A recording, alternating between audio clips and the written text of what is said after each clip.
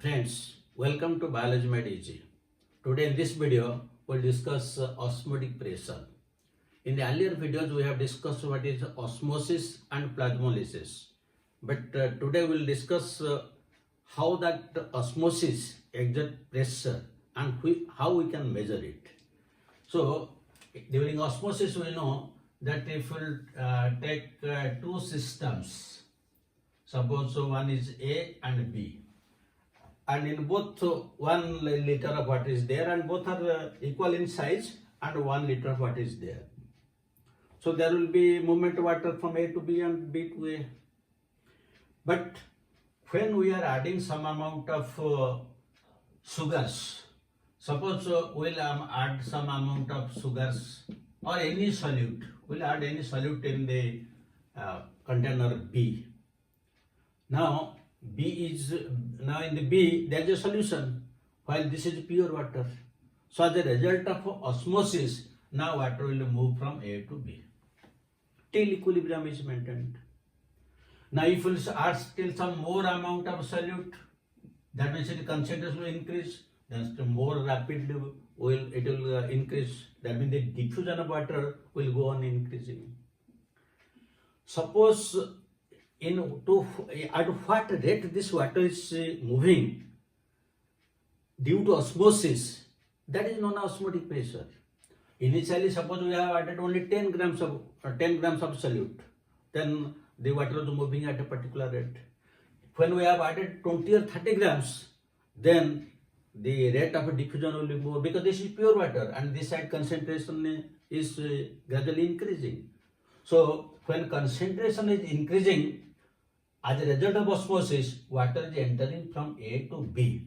But with what force is entering, we do not know, unless we measure it. But how will know at what pressure it is moving? The pressure at which it is moving is known as osmotic pressure. And osmotic pressure is designated by the letter pi. This is osmotic pressure. But how to measure? Just you think of one common example. Suppose two friends, they want to measure their strength, and both of them will put their hands like this, and both of them will try to they pull one another. So naturally, when both of them are trying, what is the strength of each of them, then one person can know what is the strength of the other. If none of them is trying to fall the other, then naturally the other person will know that what is the strength of my friend. In the same way, this can be measured. When water is entering from A to B, at what force it is moving, or what is the force of entry of water from A to B, this can be measured from this side. If from the B side will exert a pressure on this semi-permeable membrane, and if we can measure that one, that is the osmotic pressure. That means it is the pressure developed on the solution side. It is the pressure developed on the solution side so as to nullify, so as to negate the entry of water resulting due to osmosis. Now let us discuss it in another diagram also. Now let us take one thistle funnel. So this is the thistle funnel and it is tied with one semi-permeable membrane, and it is also put in water. Then there is another thistle funnel.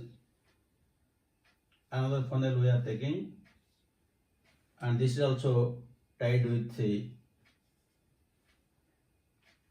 semi-permeable membrane, and here also there is water.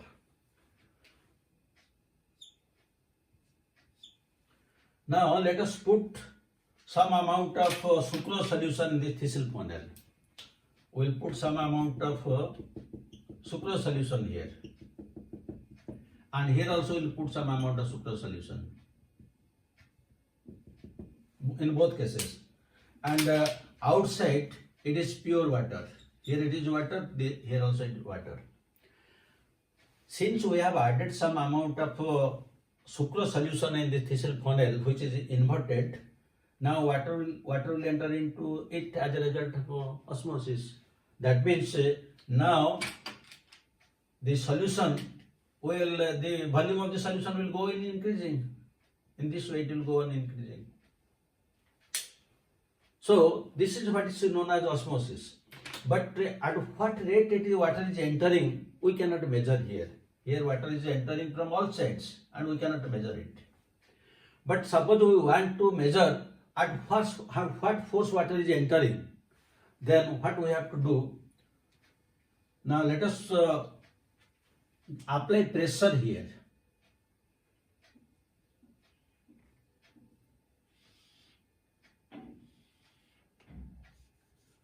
Now let us exert pressure. And how much pressure will give? Will give such an amount of pressure so that water cannot enter into it. That means it will completely nullified. There will be no entry of water. That means the pressure which are exerting on the solution side so as to nullify the entry of water as a result of osmosis is known as osmotic pressure. Suppose the entry of water is very rapid, then we can give more pressure. Suppose there is only 1 or 2 grams, then we have to give less pressure. The pressure which we are applying is equal to osmotic pressure. So usually the osmotic pressure is measured by means of osmometer. Osmometer. The osmosis is demonstrated by means of osmoscope. There I have told you, that is osmoscope for demonstration. But the measurement is known as osmometer. We can measure it. So this is what is known as osmotic pressure.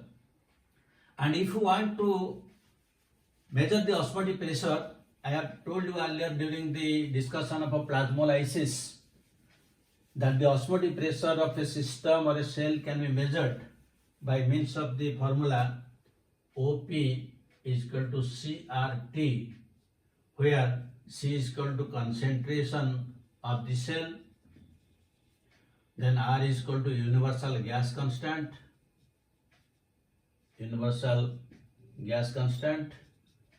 and T is equal to Kelvin temperature. So once the concentration of the cell is known, then what is the osmotic pressure can be calculated. Usually this is calculated by means of plasmolytic method, and we have discussed in detail and during the plasmolysis. But here another very important and intelligent thing is there. The solute which are taking, this is important. Suppose we are taking any sugar solution, so it will give you a concentration. But suppose we are taking sodium chloride. So when sodium chloride is put in the, you see the sugar is a non-electrolyte. It is a non-electrolyte.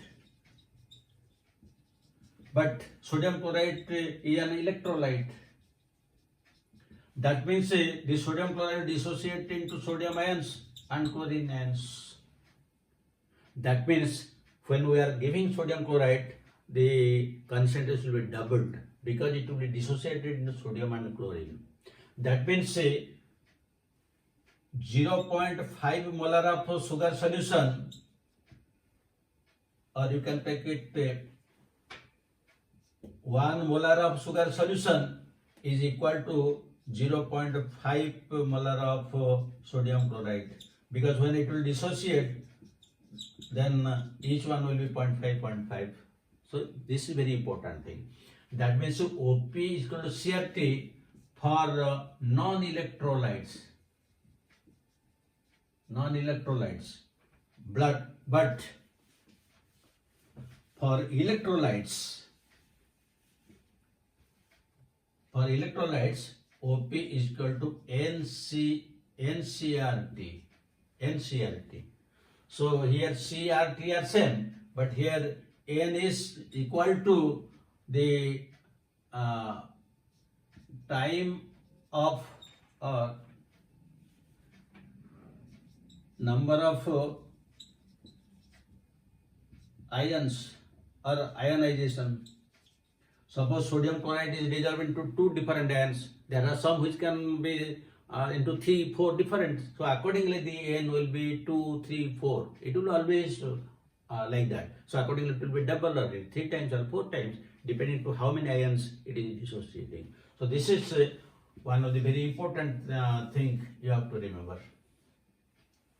So this is what is known as and another also important thing is that the osmotic pressure of a cell is never zero. It is never zero cell, because in cell some amount of substance is already there, so it can never be zero.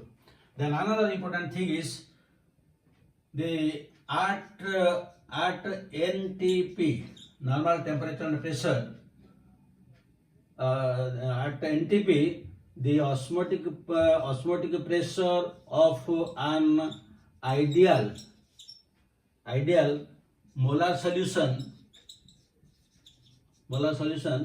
is 22.4 atmospheres. That means at a normal temperature and pressure, the osmotic pressure of an ideal molar solution is 22.4 atmospheres. This is again very, very important. So this is about the osmotic pressure. Now what is a turgor pressure?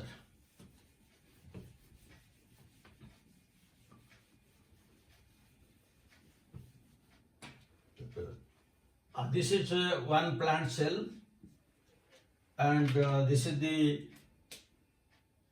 cell membrane. Now when this entire thing is put in water, so now it is put in water. So now water will enter into the cell, because inside the cell some amount of sugar is always present in the dissolved form. It will enter. So when water is entering into this cell, it is developing one hydrostatic pressure. Hydrostatic pressure. As a result, this cell membrane will be pressed against the cell wall, because the cell wall is rigid. It will never move. So the cell membrane will be pressed against the cell wall, and this is known as when it is pressed, the wall pressure, the wall will exert equal and opposite pressure. That means the hydrostatic pressure is also known as turgor pressure. It is known as turgor pressure, and the opposite force which it is applying on it, that is wall pressure. And both wall pressure and turgor pressure are equal. Both are always equal. Turgor pressure and both are equal. The turgor pressure is always positive. It is always positive. In some rare cases, like the plasmolysed cell, or in xylem, it is negative. In case of plasmolysed cell and in xylem, when there is transpiration water, usually it is negative. Otherwise, mostly it is positive when it is absorbing water. So now, and the turgor pressure is designated as TP. Now let us discuss another important phenomenon, that is diffusion pressure deficit.